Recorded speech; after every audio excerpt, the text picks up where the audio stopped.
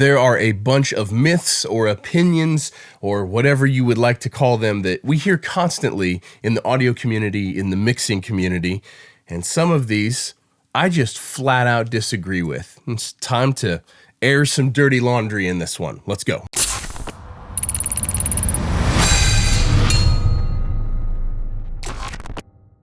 Hey everyone, I'm Cole Caparoon and thank you for stopping by for another video. This video is a collection of a bunch of different things that we hear all the time that I think is just flat out wrong, but none of these things are big enough to necessarily demand their own video. So let's get into it. The first one that I hear constantly, and there's two schools of thought on this. There are people that think that you should high pass absolutely everything, and there are people that think that you should high pass absolutely nothing. Now, before I get into my thoughts on this specific topic, I just want to say that if you hear anyone say, this is art, by the way, we're working on music here. Music is art. And in art, there are no rules. So if you ever hear anyone say that you should always do something or you should never do something, chances are you should probably stop listening to that person, or at least take everything they say with a grain of salt, because there are no rules in this game. If it sounds good, it is good, and that's it. That's literally the only thing that matters. So I just want to preface this, but you should high pass everything or you should high pass nothing. I hear this constantly. This is a hotly debated topic in the mixing world, and I think the answer, my opinion, is the real truth, or what we probably should all do, lies somewhere in the middle. High passing stuff is a great way to tighten up low end. I high pass all my kick drums. I high pass my bass guitars. I high pass everything that actually has low end in it, because it's more about what the listening system is capable of reproducing. Here's the problem: is most people are listening on earbuds or whatever in their car, or it doesn't even matter what, but most systems are not capable of accurately reproducing, say, 20 hertz. And so if you leave a bunch of 20 hertz in the signal, all you're doing is overworking the system that people are listening on. We're mixing for the consumer here, not for a $500,000 hi-fi setup. And so to me, that's one of the keys to make your low end tighter, is to high pass things in a way where the consumer system doesn't have to struggle too hard to reproduce this low end. On kick drums and bass guitars, we're going to talk about a few other things here in a second. So I will commonly high pass my kick drums and my bass guitars somewhere between 25 and 35 hertz, depending on the song and the vibe that I'm going after and how actually deep I want that bass to sit. It also depends on the kick drum itself. You know, some 808s are perfectly processed already. Some electronic kick drums and synth basses, they've got nothing below 30 hertz anyway, and so there's no need to high pass them in order to get them to tighten everything up. Now, on everything else in a mix, you know, I commonly work with guitar-driven music, and it's really, really common. You can look at it, not that we should mix with our eyes, but you can look at the frequency response on an EQ. And it is really common for a guitar to have nothing, like literally nothing below 100 hertz. So there's no reason to high pass that. Now, simultaneously, if you've got a bunch of tracks in your song and there's information below 100 hertz that doesn't do anything to add to the sound, if you know you've got a bunch of guitars, acoustic guitar, you know, maybe piano, the vocal, like there's no reason to have anything below 100 hertz in a vocal on most singers, in my opinion. So if there's information down there, like that's a great example. On a singer, usually if you're seeing information much below 100 hertz, it's probably rumble from them stepping around that's getting into the microphone. It's probably the HVAC system in the studio that's rumbling in the microphone. So that's something that we would probably want to clean up. However, if there's nothing down there, there's no reason to high pass it. So that's high passing. My recommendation, use your ears. If there's nothing below 100 hertz or below whatever the usable frequency range of the instrument or the voice is, then there's no reason to high pass it. But if there's a bunch of mud down there, a bunch of stuff that doesn't add to the sound of whatever you're mixing, high pass it. It's that simple. The next one that I see constantly is that you should only compress your vocals 3 or 4 dB. I've seen a bunch of these. You should only compress at 3 dB or 4 dB or no more than 6 dB of gain reduction. I have seen this in hundreds and hundreds of comments on my videos, and I would like to tell you that on an average song that I'm mixing, I'm compressing the vocal somewhere around 40 dB of gain reduction. 40 dB of gain reduction. No, I'm not saying that you should do this. This took a lot of years to work up a system of compressors and what settings to use to be able to get away with this and make it sound good. But I will commonly track with compression, hitting somewhere between 10 and 20 dB of compression. Obviously, this depends on the singer, this depends on the microphone, depends on the song, and it depends on the production itself. But at the extreme examples, I'm commonly tracking a vocal with somewhere between 10 and 20 dB of compression. My main vocal compressor in mixing is compressing somewhere between 10 and 20 dB of compression.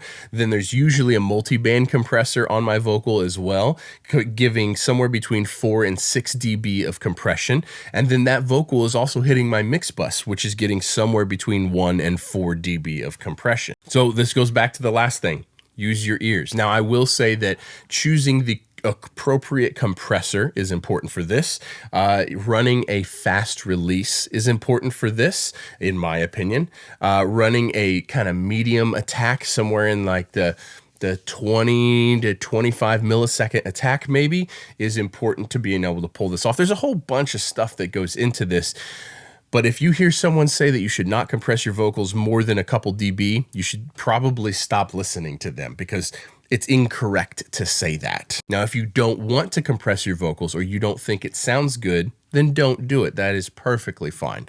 But you should not tell other people not to do it because most of us mixing this denser pop and dense rock and country and metal and stuff, we are compressing everything as hard as we can. Compress it until it sounds bad and then back off a little bit. The next one is that you should not boost with EQ. You should only cut with EQ.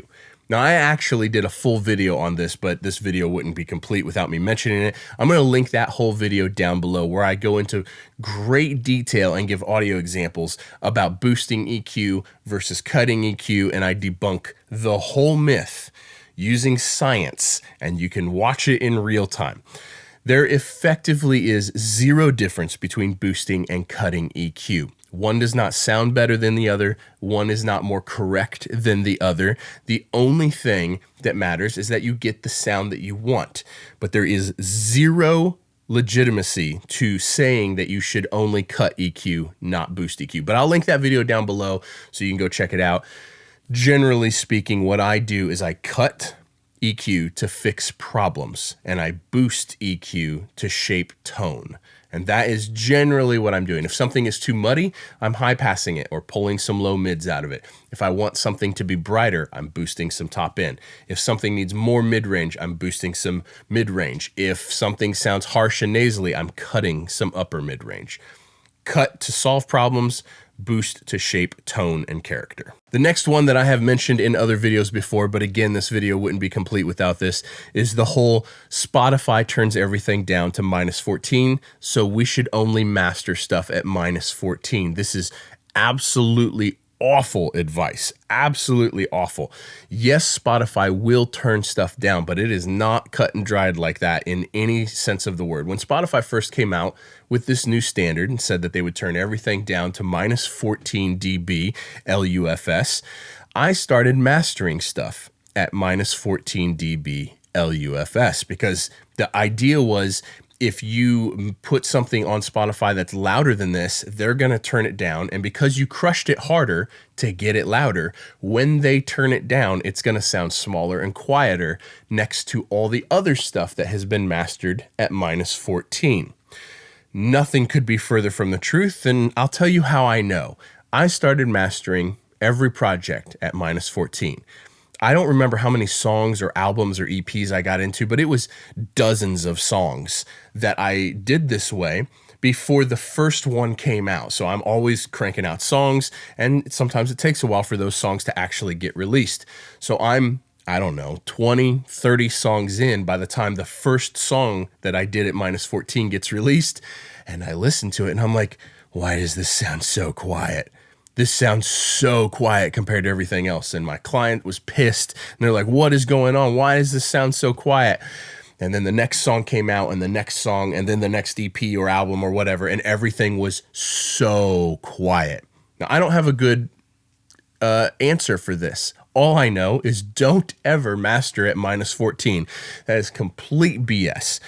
So what I do is I master every single song as loud as I can make it without making it sound bad. That's just it. I push the song as loud as it will go until it starts to sound kind of weird, and then I back it off, and that is my limit. Every song gets mastered as loud as I can without taking away from the song. Now, the next thing is subgroups for everything. This is not so much something that I hear, but when I get songs to mix, this is something that is commonly baked into the sessions, and it really blows my mind. The quantity of times that I get sessions sent to me to mix, and I open up the session, and there is like a kick subgroup and a snare subgroup and a tom subgroup and an overheads and room subgroup and then an all drum subgroup and then a keys subgroup and a guitars subgroup and a vocal subgroup and an all music subgroup and then the mix bus, and like this is so common to me.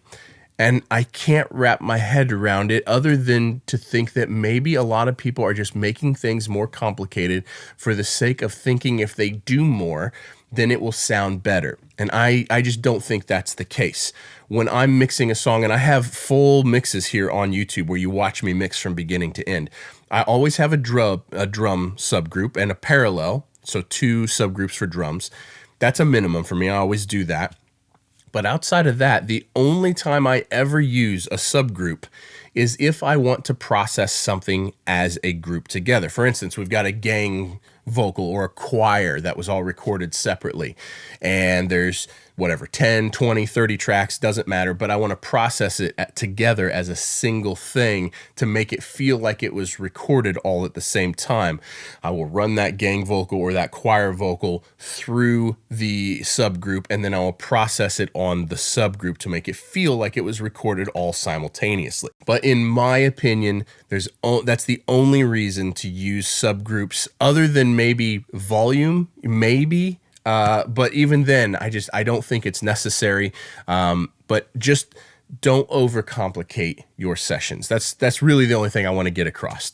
So use subgroups if you really desperately need the ability to turn a whole group up and down in volume, and doing it in terms of grouping doesn't work for you.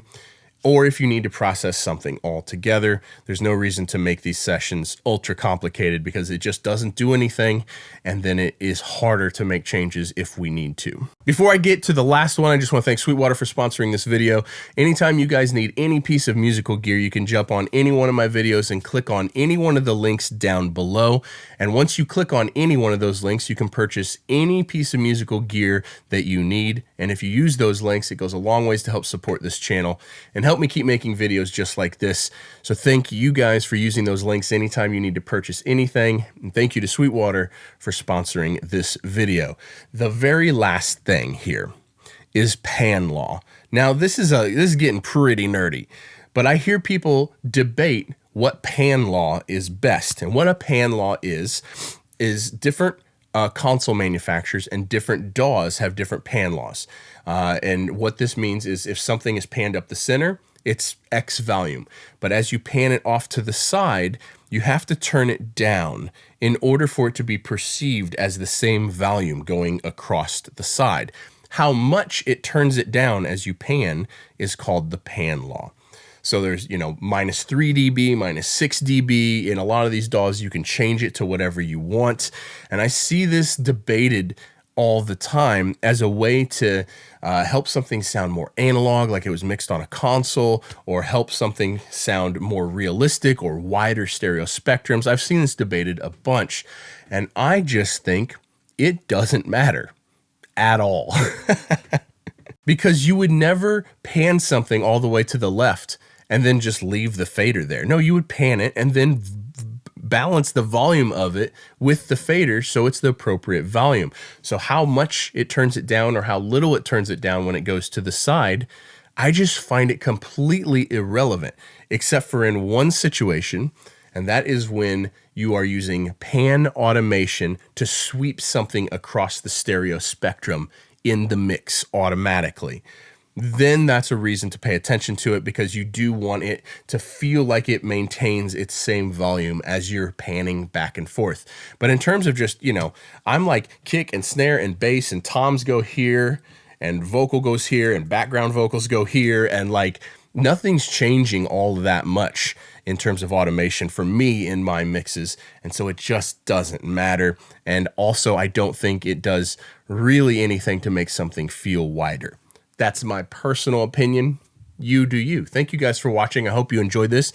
Drop me a comment, give me a like, subscribe if you haven't yet. I'll see you guys in the next video.